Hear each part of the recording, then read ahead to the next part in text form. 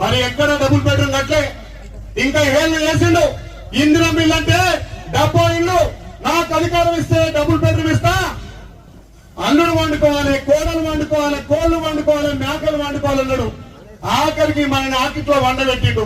దాని నిదర్శనమే ఇవాళ వాసాల మరి వచ్చిన మరుక్షణమే తెలంగాణ రాష్ట్ర వ్యాప్తంగా గౌరవ ముఖ్యమంత్రి రేవంత్ రెడ్డి సహకారంతో రెవెన్యూ శాఖ మంత్రులు పొంగులేటి శ్రీరన్న గారి సారథ్యంలో రాష్ట్రంలో 4,50,000 మందికి మన ఆలయ నియోజకవర్గానికి 3,500 ఇళ్లు శాంక్షన్ చేసి పేదోడి సొంత ఇంటి కల నిజం చేసినటువంటి ఘనత ఈ ప్రజా ప్రభుత్వాన్ని. ఇలా హామీ ఇవ్వకుండా ఈ ప్రాంతం ఎడారిగా అయింది. ఈ గ్రామం మొండి కోడలతో ఉంది.